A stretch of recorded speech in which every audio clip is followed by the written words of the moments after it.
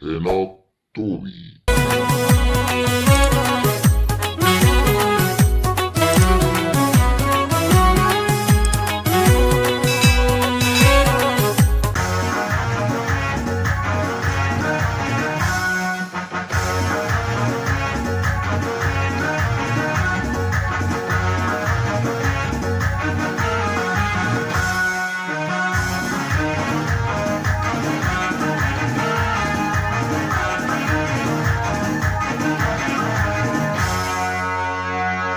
Tole, nagaaf araarri waaqayyo lama jirtan sini baay'ee akkam jirtu jaalatamtoota maatii waaqayyo ani maqaan koo Faarfataa Enook Obsanii jedhama.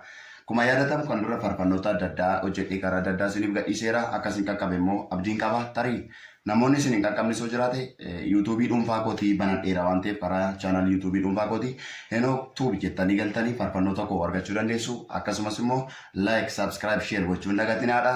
Egaa namoonni baay'een karaa qaamaan arguutinis ta'ee iddoo isteejii adda addaa irratti Faarfataa Abrahaam Tarree namoonni naan jedhan baay'ee nama mudataniiru akkasumas karaa miidiyaa adda addaa namoonni baay'ee na dubbisaniiru.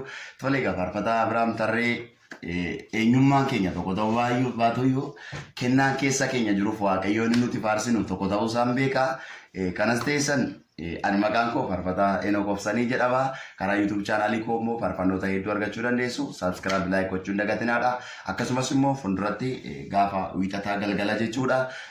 Waaqeffannaa addaa karaa YouTube chaanaalii kootii isinii gadhiisaati. Subscribe, like gochaa na eegaadha. Nagaa fi araarri jaalalli waaqayyo isiniif haa baay'atu. Shalom.